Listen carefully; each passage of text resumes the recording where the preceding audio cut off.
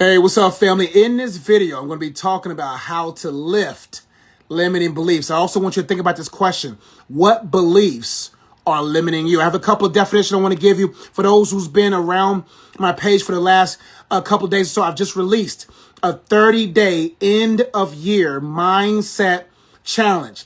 Each day I'm going to give you activities and reflections that will challenge your mindset so that your mind can shift and be settled in a place where it will produce and become an asset. So check out my Instagram page for all those different prompts so that you'll be able to see it. And today's activity was addressing limiting beliefs. And also, if you comment the word challenge, you'll be able to get access to where all those worksheets are for free. But I have a couple of things I want to cover real quick for time's sake. I'm going to get to them.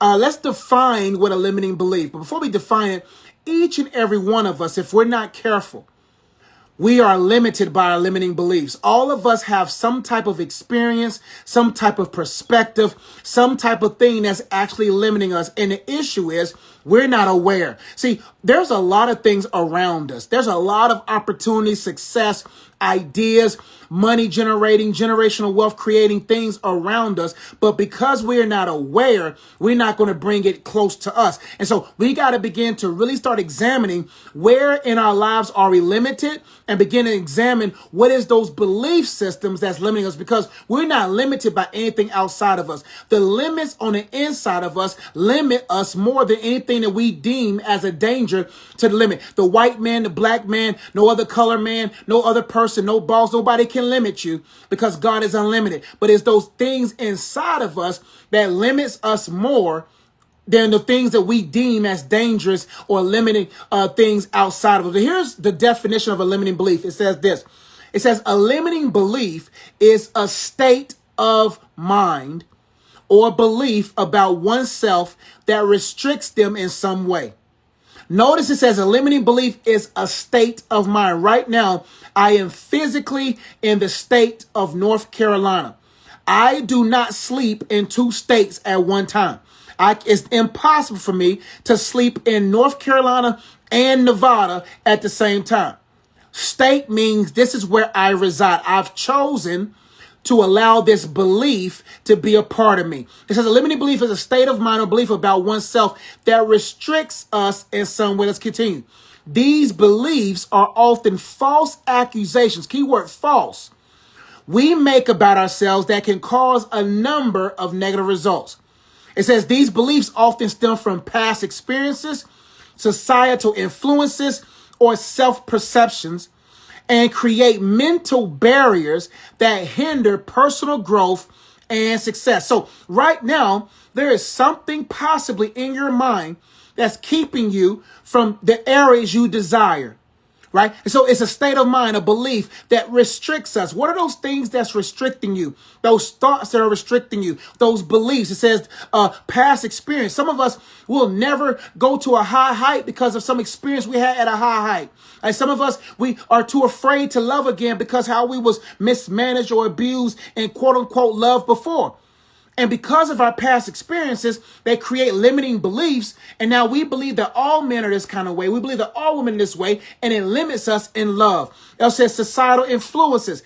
The God of this world, lowercase g, that has developed this system has created societal norms and societal influences that limits us. That keeps us from being our highest spiritual self. Our highest able self, like limiting beliefs as husbands, limiting beliefs in wives, limiting beliefs in children, limiting beliefs, all because of societal influences. Next, it says self-perceptions. Some of us, we just don't like ourselves, and we limit ourselves because we don't love ourselves.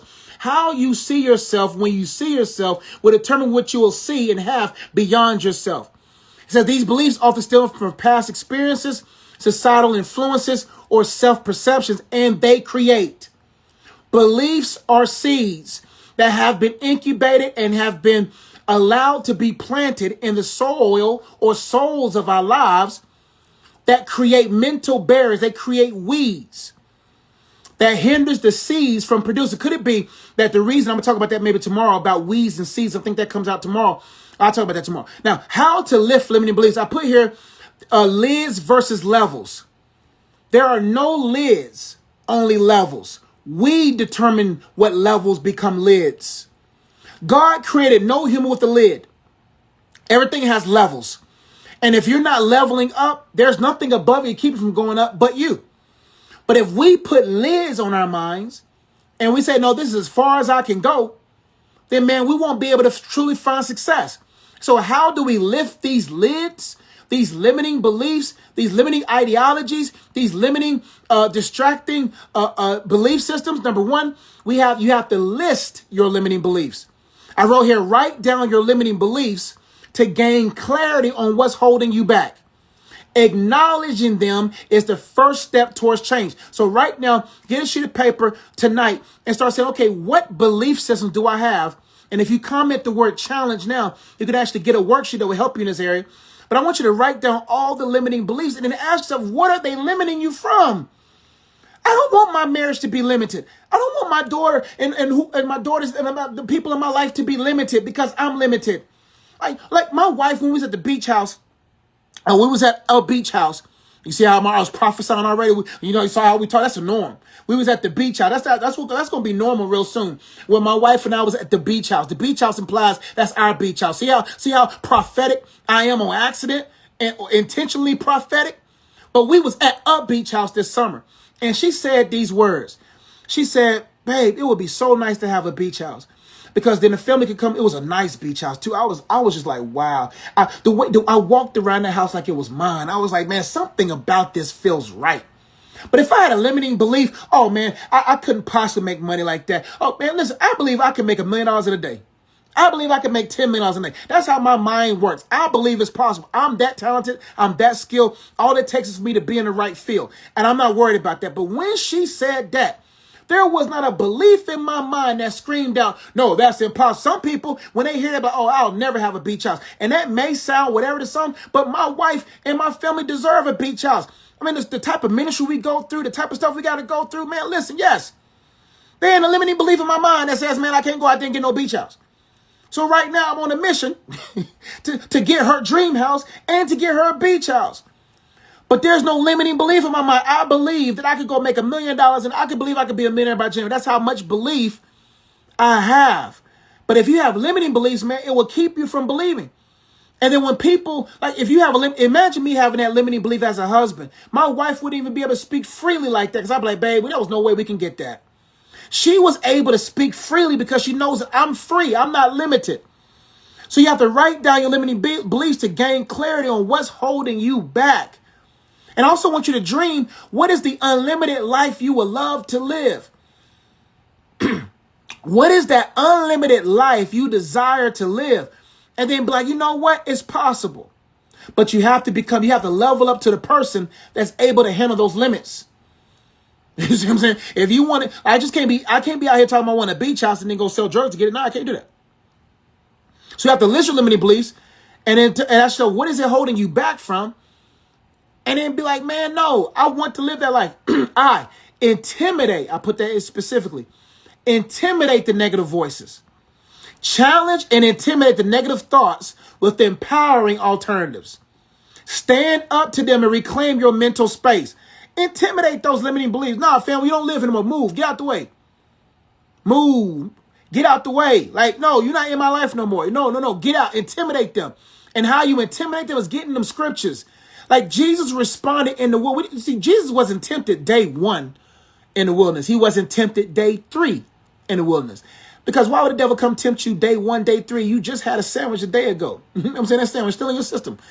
He waited to the 40th or so day to tempt him. Why? Because typically the people he have tempted before didn't really do well or fare well at 40 days. So, but how did Jesus respond? He didn't respond with opinion. He didn't respond from a preacher's notes. He didn't respond with John the Baptist's notes. He responded with the word of God. In order to make your words intimidating, you got to get into the scriptures that are intimidating. Every knee will bow. Everything bows to the word of Jesus, the word of God. So you got to intimidate. You got to bully them. Like, no, man, get out of my mind. We don't think this no more. We don't believe this no more. Next, I'm getting all in my feelings. I'm getting all excited. I just did a YouTube video. I did like 45 minutes on YouTube. So y'all getting that fresh fire after all that good stuff. Yeah. All right, so F, face your fears with courage. You got to face them. You got to face, I wrote here, confront your fears head on. Break down the barriers created by limiting beliefs by approaching challenge with courage. So after you start getting into the scriptures and becoming intimidating, then you got to face them. You got to say, no, I'm going to face these different things. Give me one second, I got to scroll down. Last one, I'm going to answer some questions. See you guys got some questions. T, take action towards growth. Turn intention into action. You just can't have intentions. You got to have actions. Take tangible steps excuse me, to develop new skills, habits that align with your desired level of growth. So what do you desire to grow? Take action towards that. Right now, when I heard my wife this summer say, hey, man, she was like, hey, I want a beach house, or she wants her dream house. My wife sending me houses all the time. And you know what? I heard Myron Golden's a gentleman that I watch often all the time now. He says, man, make an offer. Make an offer. Create a coaching program. Create something of value. And you guys have been rocking with me for a long time, so y'all already know the value. I don't even got to promote my value. Y'all know what value I give. I got testimonies everywhere from people that are the coach. So right now I'm saying, hey, what gifts and talents in me can generate the wealth I need to have what I desire to have and what my wife desires to have? But some of us have limiting beliefs, man, that's keeping us from doing the basic things.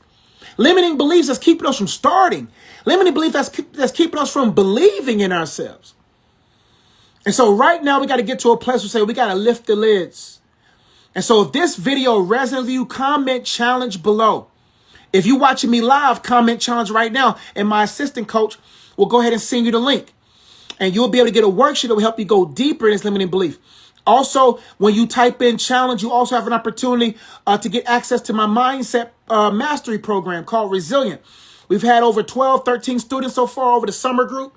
And now we're starting back up January 8th. If you also want to be a part of my fulfillment coaching program, just type in challenge, and I'll come back in and send you a link to my fulfillment. I'm looking for people, looking for 10 to 15 people who want to be mentored for a whole year. Those people who are like, Coach, I am successful. Coach, I can be honest. I have some success, but I'm only one-dimensionally successful. I'm economically there for my family, but I'm not emotionally there for my family. Coach, I want to be holistically successful. I have a coaching program called Fulfillment that will help you go from just being successful in one area to be successful in all areas, because divorce costs, losing your children costs, losing your health costs, losing your connection with God costs. And if you do not patch up those holes in your life, they will create holes where your money is. And you will spend your money trying to keep your wife, your husband. You'll spend your money trying to get your children. Like, there are certain things money can't buy, but being whole can. Man, if you like, Coach, I'm hearing those warnings right now. I've lost connection with my wife. I've lost connection with God. I lost connection with myself. Coach, I'm losing my money. I make a lot of money, Coach, but I'm losing it. Then check out the fulfillment program, and I'll be here to mentor you for a whole year. If you just want the 6-month one and you want the tools and skills, and you Coach, you like, Coach, I'm good from there. I have a 6-month program. But if you're looking for something a little bit more intensive, comprehensive, that will really just keep you going, or you just need your iron sharp. Like, fam, Coach, I'm good, but I just need that accountability, I need that mentor to just keep my marriage act sharp, my parenting act sharp. I just need iron sharp as iron. And you're ready to invest in yourself to bring out the best of yourself so that you can serve your best, and I got you. And so we got a couple of questions. Let me see. I'm going to scroll down. I got about 4 minutes. I got to go. Clayton says, what do I do if I really like a girl and she doesn't like me, and we both love God, and it's seeming that I'm chasing her, and it seems as if she doesn't want to start. Listen, we don't chase, we pursue. First off, you don't really pursue a woman. Your pursuit of a woman starts after you have pursued God. Like the Bible says, when a man finds a wife, he finds a good thing and obtaineth favor. That doesn't mean a man goes out there and look for a wife, because you don't even know what you're looking for. I thought I knew what I was looking for, but didn't have a clue what I was looking for. But God knows what I'm looking for. You see what I'm saying? Like, God can be like that, who sent the servant out, and that lady came out and fed the camel and stuff. Like, God knows what I need. God knew what I need is what I'm saying. And so, to answer your question specifically, keep pursuing God, and then God will bring her along the way. So what do I do if I really like a girl? You gotta do what you like. You gotta do what your feelings, man. If she don't like it the same, I'm telling you, the one who loves the least, the one who likes the least, leads the relationship. And you're just going to be someone following that person like a puppy. And so y'all both love God good, but she don't like you. And that's okay. And there's a lot of people that ain't gonna like you. All you have to be is attractive to one. I didn't care to be attracted to so many women. When I got the revelation, all I got to be is attracted to one.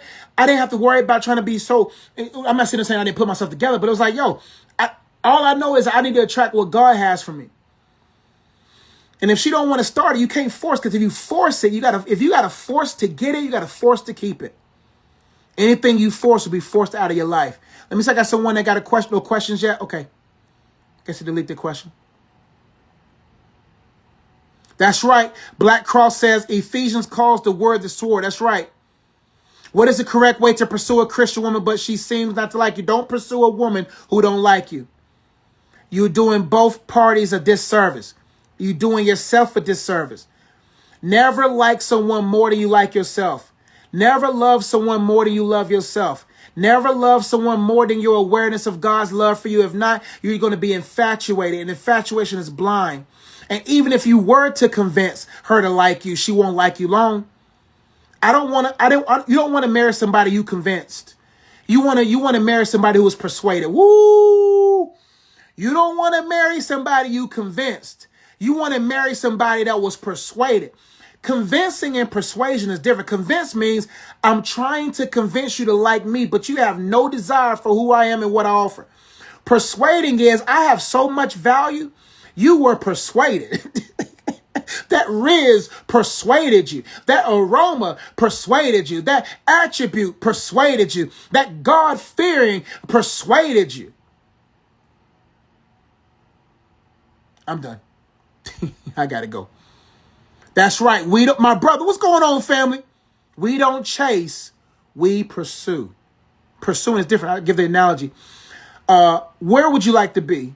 Chasing a running back or pursuing a quarterback if you're in defense? Would you rather chase a running back or pursue a quarterback? When you pursue a quarterback, you're in control.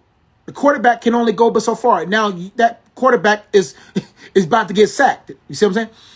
But if a running back gets beyond you and you chase the running back, that running back's too fast for you. So we pursue, don't chase. Thank you, Coach. Do you believe that Jesus is coming soon as everything that is happening now in the world? I'm not too worried about when he's coming. I'm just glad that when he comes, I go with him. That's my mentality, because if you focus so much on Jesus coming, then you will lose focus on what Jesus wants you to be doing. Sometimes Jesus coming can be a distraction to what Jesus wants you to do.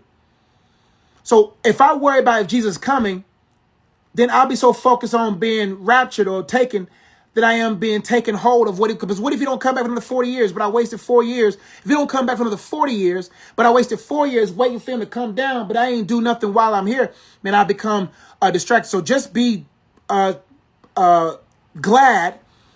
that your name is written. And that whenever he comes, if he comes, whether because you don't know because if you worry about Jesus coming, but you die tomorrow, you see what I'm saying? Either way, you got to be ready is what I'm trying to say. Let me see. Question. Don Jameson says, tell us about a time you had to heal from. Oh, of course.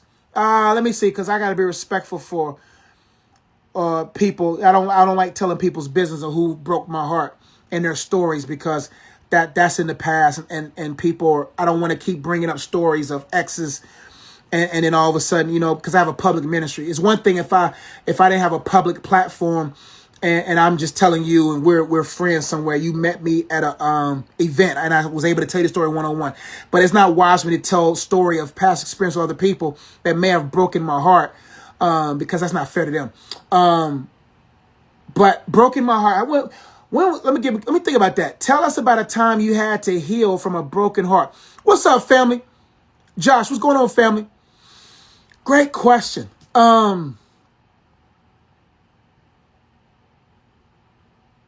Yeah, it's too many people involved. But I'll tell you, I can't tell you of a time.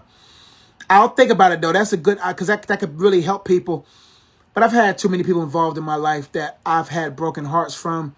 But we've forgiven. And if I tell the story, some of them probably still watch my stuff, listen to my stuff, just out of respect for them. So sorry I couldn't answer that question. But I'll think, what was my heart broken?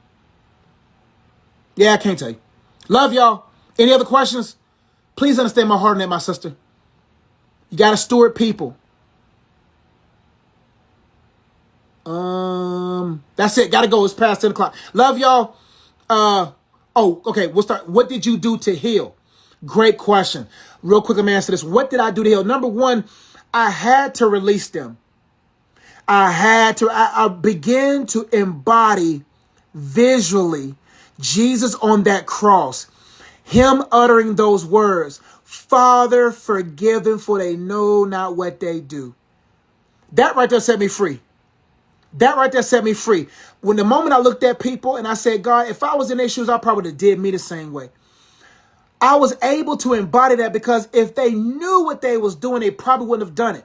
That's the first thing I did. Secondly, I had to examine, what did I contribute to my heart being broken?